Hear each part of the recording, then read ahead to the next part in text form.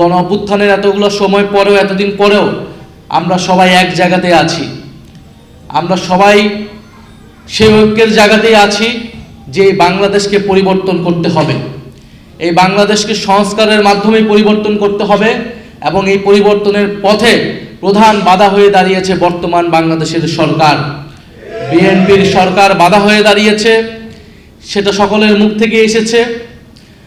আমরা শহীদ পরিবারদেরকে মনে করি বাংলাদেশের জনগণের সম্পদ। তারা জুলাই যোদ্ধারা বাংলাদেশের জনগণকে প্রতিনিধিত্ব করে।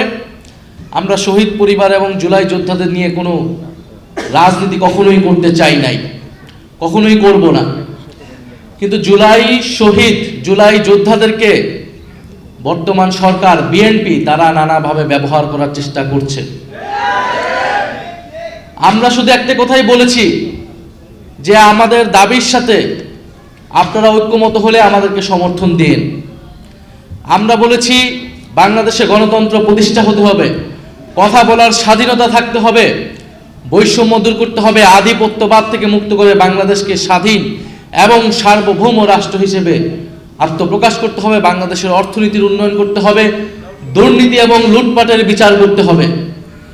কিন্তু আমরা দেখছি বাংলাদেশ সরকার গঠিত হওয়ার পর থেকে পিছনের দিকে হাঁটছে, বাংলাদেশ আবার পুরনো পথেই হাঁটছে এবং জুলাই যোদ্ধাদের নাম ব্যবহার করে বর্তমান সরকার তার নানা কাজের বৈধতা দেওয়ার চেষ্টা করছে।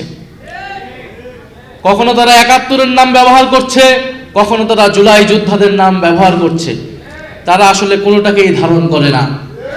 তারা সকল আন্দোলনের সুবিধাভোগী ছিল, সকল আন্দোলনের সুবিধা নিয়েছে, কিন্তু কোনো আন্দোলন, কোনো গণ আন্দোলনের তারা প্রতিশ্রুতি কখনোই রক্ষা করে নাই। ইতিহাস এটাই বলে। আজকে এখানে আমার থেকে অভিজ্ঞ লোকেরা আছেন যারা ৯১-এর পার্লামেন্ট দেখেছে, যারা ৯০-এর গণ আন্দোলন দেখেছেন, অংশগ্রহণ করেছেন। ৯০-এর গণ আন্দোলনের পরে এই বিএনপি সরকার ক্ষমতায় ছিল, কিন্তু তারা সেই ৯০-এর গণ অভ্যুত্থানের ৩ দলের জোটের যে রূপরেখা তৈরি হয়েছিল সেই রূপরেখাকে তারা অস্বীকার করেছিল। তারা এখন জুলাই সনদের কথা বলছে যে জুলাই সনদ তারা অক্ষরে অক্ষরে পালন করবে, কিন্তু এই জুলাই সনদকে তারাই কলুষিত করেছে। এই জুলাই সনদের তারা প্রত্যেকটা জায়গায় তারা লিখেছে, জোর করে সেই সময় ঐক্যমত কমিশনকে দিয়ে লিখিয়ে নিয়েছিল যে যেই দল ক্ষমতা আসবে সেই দল তার ইস্তিহার অনুযায়ী সংস্কার করবে। তাহলে তারা প্রথমে আপনাকে দেখাবে জুলাই সনদ যে আমি অক্ষরে অক্ষরে বাস্তবায়ন করছি, পরে দেখাচ্ছে যে তাদের দলীয় ইস্তিহার। তো জুলাই সনদ তো তার দলীয় ইস্তিহার হতে পারে না। জুলাই সনদ তাদের দলীয় ইস্তিহার যদি তারা বাস্তবায়ন করবে তাহলে তো এত ঐক্যমত, এত আলোচনার কোনো প্রয়োজন ছিল না। ঠিক আছে, তাদের দলীয় ইস্তিহার, সেই ইস্তিহার তারা কতটুকু পালন করছে? সেই ইস্তিহারে, সেই ৩১ দফায় তারা যতটুকু কমিটমেন্ট করেছিল সেই কমিটমেন্টগুলোও তারা ভঙ্গ করে গেছে। আমরা শেখ হাসিনার সময় যে পুলিশ ছিল সেই পুলিশ ক্রমান্বয়ে পুলিশ লীগ হয়ে গিয়েছিল। এখন হয়তো তারা জাতীয়তাবাদী পুলিশ বাহিনী তৈরি করার চেষ্টায় রয়েছে। না হলে কেন তারা পুলিশ কমিশন, সংস্কার কমিশন করবে না? সেটার অধ্যাদেশ তারা বাস্তবায়ন করবে না। শেখ হাসিনার সময় আমরা বিচার বিভাগ দেখেছি কিভাবে দলীয়করণ হয়েছিল, ফলে বিচারপতিদেরকে নিরপেক্ষভাবে নিয়োগ দিতে হবে, সেই অধ্যাদেশটাকে তারা বাতিল করে দিয়েছে।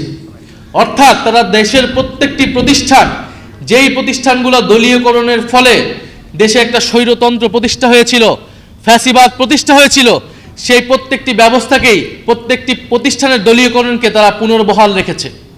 এটার মাধ্যমে তারা এটাই বার্তা দিতে চায় যে তারা সংস্কারের কথা, জুলাই সনদের কথা, জুলাই গণ অভ্যুত্থানের কথা মুখে বলবে কিন্তু অন্তরে ধারণ করবে না। তারা সে অনুযায়ী কাজ করবে না। ফলে বৈষম্যহীন বাংলাদেশ, সংস্কারের বাংলাদেশের পথে আমাদেরকে আবার ঐক্যবদ্ধ হতে হচ্ছে। আমরা আপনাদের প্রতি কৃতজ্ঞতা জানাই, ধন্যবাদ জানাই। আপনারা অলরেডি মাঠে নেমেছেন, আপনারা অলরেডি কথা বলছেন। ঢাকা বিশ্ববিদ্যালয়ে আমাদের কিছু ভাইয়েরা অনশন করেছে দীর্ঘ কয়েক ঘন্টা এই গণভোটের গণরায়কে বাস্তবায়ন করার জন্য। আমরা ৭২ ঘন্টা তারা যারা অনশন করেছে তাদের প্রতি কৃতজ্ঞতা জানাই। আমরা আশা করেছিলাম যে সরকার দল সেখানে যে উপস্থিত হবে, তাদেরকে আশ্বস্ত করবে, কিন্তু আমরা দেখেছি তারা যায়নি। আমরা তাদেরকে ধিক্কার জানাই যারা সংবিধান সংস্কার পরিষদের শপথ নিল না, যারা এই অধ্যাদেশগুলোকে বাতিল করে দিল। এখন আজকে করণীয় ঠিক করার জন্য এই মত বিনিময় সভার আয়োজন ছিল। আমার মনে হয় করণীয় আমরা ঠিক করতে পেরেছি কিনা? আমাদের গণ আন্দোলনের প্রস্তুতি নিতে হবে। গণ আন্দোলনের বিকল্প ছাড়া এই সরকার কোনোভাবেই এই সংস্কারের অধ্যাদেশ, এই সংস্কারের প্রতিশ্রুতিগুলো বাস্তবায়ন করবে না। আমরা চেয়েছিলাম সংসদেই সকল ফয়সালা হবে, আমরা এখনো চাবো সংসদেই সকল ফয়সালা হবে, কিন্তু সংসদকে যদি সরকার ব্যর্থ করে দেয়, সংসদকে যদি সরকার কুক্ষিগত করে দেয়, তাহলে রাজপথে আসার জন্য আমরা সর্বাত্মকভাবে প্রস্তুতি নিচ্ছি। কিন্তু আমরা আপনাদের প্রতি এটাও বলবো যে আমরা এবার সবাই যাতে একটু ধৈর্য ধরি, পরিকল্পনা মোতাবেক আমাদেরকে এবার রাজপথে নামতে হবে। কারণ এবার রাজপথে আমরা নামবো ব্যর্থ হওয়ার জন্য না, অর্ধেক সফল হওয়ার জন্য না, সম্পূর্ণভাবে সফল হওয়ার জন্যই আমরা এবার রাজপথে নামবো। সেটার জন্য আমরা প্রস্তুতি নিচ্ছি। শহীদ পরিবার, আহত যোদ্ধা, জুলাই যোদ্ধা যারা রয়েছেন, আমরা হয়তো অন্তর্বর্তী সরকারের সময় আপনাদের পাশে সম্পূর্ণভাবে দাঁড়াতে পারি নাই, কিন্তু তারপরে আমরা চেষ্টা করেছি সর্বাত্মকভাবে। আমরা এই সরকার জুলাই যোদ্ধাদের পক্ষে বড় বড় কথা বলে, আমরা আগে দেখতে চাই তারা অন্তর্বর্তী সরকার থেকে কি বেশি করতেছে জুলাই যোদ্ধাদের জন্য, সংস্কারের জন্য তারা কি বেশি করতেছে। জুলাই অধিদপ্তর সেটা অন্তর্বর্তী সরকারের সময়ই করা হয়েছিল, জুলাই শহীদ স্মৃতি ফাউন্ডেশন যারা অন্তর্বর্তী সরকারের সময়ই করা হয়েছিল।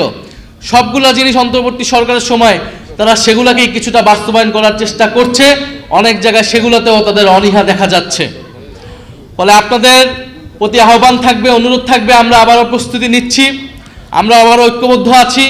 আমাদের দল মত নির্বিশেষে, এটা কোনো দলের বিষয় না, এটা কোনো জোটের বিষয় না, এটা বাংলাদেশকে রক্ষা করার বিষয়, জুলাই গণ অভ্যুত্থানকে রক্ষা করার বিষয়, জুলাই শহীদদেরকে তাদের যে রক্ত, সেই রক্ত যাতে ব্যর্থ না হয় সেই উদ্যোগের বিষয়। এটার জন্য আমরা সবাই ঐক্যবদ্ধভাবে থাকবো। আজকে আপনারা যারা উপস্থিত হয়েছেন সবাই হয়তো কথা বলতে পারেন নাই, কিন্তু যারাই কথা বলেছেন সকলের আমরা সমান স্পিরিট দেখেছি, সবার কথা বলার, সবার মনের ভাষাটা আমরা বুঝতে পেরেছি। আমরা আবার ঐক্যবদ্ধ আছি, রাজপথের জন্য প্রস্তুত আছি। ইনশাআল্লাহ আপনারা সবাই প্রস্তুত আছেন? তবে আপনাদের প্রতি একটা কথা বলে শেষ করতে চাই। এবার রাজপথের আন্দোলনে আপনারা সন্তান হারিয়েছেন, কেউ পা হারিয়েছেন, কেউ হাত হারিয়েছেন। এবার আপনারা সামনে নয়, এবার আজকে এই মঞ্চে যারা বসে আছি আমরা সবার সামনের সারিতে থাকবো। গুলি আসলে বুকে আগে আমাদের গুলিতে আসবে, আমাদের বুকে আসবে। আপনারা শুধু আমাদেরকে সহযোগিতা করবেন, দোয়া করবেন। ইনশাআল্লাহ নতুন বাংলাদেশ প্রতিষ্ঠা হবেই, সংস্কার প্রতিষ্ঠা হবেই। শুধু বিএনপি কেন, আরো যেই শক্তি হোক না কেন, যে কোনো পরাশক্তি আসুক না কেন, বৈদেশিক শক্তি আসুক না কেন, আমরা তাদেরকে পরাজিত করে ছাড়বো ইনশাআল্লাহ।